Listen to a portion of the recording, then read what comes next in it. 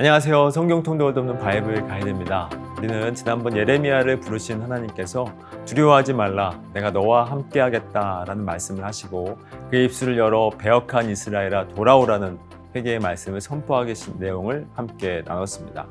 그러나 이러한 하나님의 말씀을 가볍게 여겼던 남유다는 예레미야를 핍박했고 배척했습니다. 그러나 예레미야는 고난 속에서도 타협하지 않고 고집스럽게 하나님이 외치라고 하신 말씀만 그대로 외칩니다. 또한 자신을 핍박했던 유다가 결국 바벨론에 의해 멸망당했을 때에는 오히려 그들에게 소망의 메시지를 전합니다.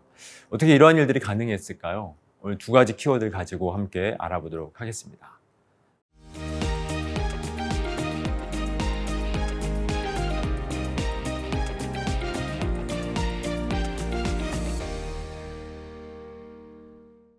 하나님의 말씀을 진지하게 받아들이지 않고 오히려 반발했던 유다 백성들은 하나님의 말씀을 전했던 예레미야를 핍박하고 조롱했습니다. 그래서 예레미야는 여호와의 말씀으로 말미암아 내가 종일토록 치욕과 모욕거리가 되었다고 합니다. 그럼에도 불구하고 예레미야는 거짓 선지자들처럼 그들이 듣고 싶어하는 말은 하지 않았습니다. 고집스럽게도 끝까지 하나님이 외치라고 하신 말씀만 전합니다. 어떻게 이것이 가능했을까요? 사람은 본능적으로 자신의 안위를 먼저 살피게 되어 있습니다. 그러므로 조롱과 모욕, 심지어 목숨이 위태로운 지경에 처한다면 가던 길을 바꾸는 것이 본성입니다. 그런데 예레미야는 이렇게 고백을 하죠. 내가 다시는 여호와를 선포하지 아니하며 그의 이름으로 말하지 아니하리라 하면 나의 마음이 불붙는 것 같아서 골수에 사무치니 답답하여 견딜 수 없나이다. 예레미야가 자신의 안위를 살피지 않고 오히려 여호와의 말씀을 전하지 않는 것이 답답하다고 말하게 된 것은 그의 마음을 하나님께서 장악하고 계시기 때문입니다. 예레미야 20장 7절을 보니까 주께서 나보다 강하사 이기셨으므로 내가 조롱거리가 되었다라고 합니다. 예레미야가 선지자의 길을 가게 된 것이 자발적인 것이 아니라 하나님께서 그를 이기셨기에 조롱을 받을지라도 이 길을 가게 된 것이라고 말씀을 하고 있는 것입니다. 그래서 하루 종일 모욕을 받을지라도 자신을 강하게 이끄시는 하나님으로 인하여 하나님의 말씀을 전하고 있는 것이죠. 뿐만 아니라 예레미야는 그들이 자신을 이기지 못할 것이라고 합니다. 왜냐하면 두려운 용사이신 하나님께서 자신과 함께 계심을 강하게 확신하고 있기 때문이었습니다. 세상은 하나님의 말씀을 무시합니다. 그럼에도 불구하고 성도인 우리가 말씀을 떠나지 못하는 이유는 하나님께서 우리를 장악하여 간섭하고 계시기 때문입니다. 세상 앞에서 우리는 언제든 넘어질 수 있는 연약한 자들입니다. 그러나 우리를 장악하고 계신 두려운 용사이신 하나님께서 우리와 함께하고 계시기에 순종의 길을 끝까지 걸을 수 있는 것입니다. 하나님은 예레미야를 장악하셔서 조롱 속에서도 타협하지 않고 순종의 길을 걷게 하셨습니다. 마찬가지로 오늘날 교회인 우리 역시 어떤 상황 속에서도 이 길을 끝까지 걸어가도록 우리를 간섭하시고 다스리십니다. 바벨론에게 멸망당한 남유다를 향하여 예레미야는 70년을 채운 후에야 돌아오게 될 것이라는 비관적인 말을 합니다. 그러나 거짓 선지자 하나냐는 2년 안에 돌아온다는 말로 고통 속에 있는 백성들에게 힘과 위로와 소망을 전합니다. 그러나 아무리 듣기 좋은 말로 위로를 한다고 할지라도 중요한 것은 과연 하나님께서 그렇게 일을 하시는가라는 것입니다. 하나님께서 남유다를 포로로 잡혀가게 하신 것은 그들이 하나님을 배역했기 때문이었습니다.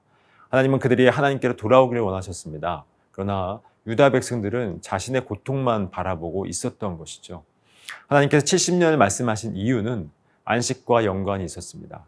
유다 백성은 하나님의 규례에 따라 6년간 농사를 하고 7년째에는 쉬었습니다. 그 같은 규례를 세우신 의미는 땅에서 농사 지으며 살아온 것이 자신들의 힘이 아니라 하나님의 은혜임을 잊지 않게 하기 위함이었습니다. 그런데 유다는 이 하나님의 은혜를 잊고 있었죠. 그래서 유다를 포로되게 하심으로써 그동안 살아온 모든 것이 하나님의 은혜였음을 깨닫게 하고자 한 것입니다. 유다가 포로 생활을 통해서 하나님의 은혜를 잊고 살았던 자신들의 죄와 함께 은혜를 알게 된다면 그 포로 생활이 그들에게는 은총이 되는 것입니다.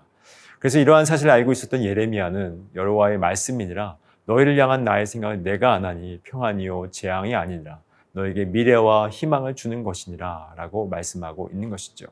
분명 70년의 포로 생활은 재앙입니다. 그러나 예레미야는 재앙이 아니라 미래와 희망을 주는 것이라고 합니다.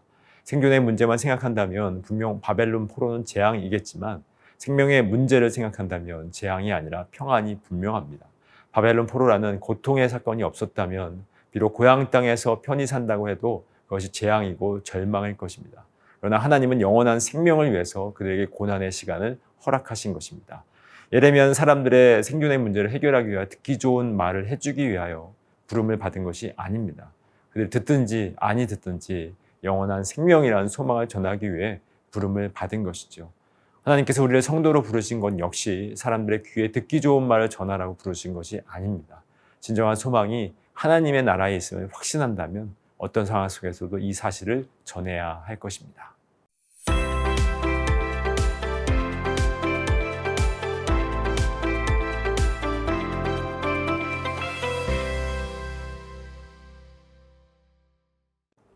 나약한 우리들이 믿음의 길을 걸을 수 있는 것은 우리의 힘이 아니라 하나님께서 우리를 장악하셔서 간섭하고 계시기 때문입니다. 우리는 언제나 이 길을 가고 싶어 하지 않은 연약한 자들일 뿐입니다. 예레미야 역시 자신의 마음이 불붙는 것 같다고 했지만 이후에는 자신의 생애를 저주할 정도로 자신의 처지를 비관합니다.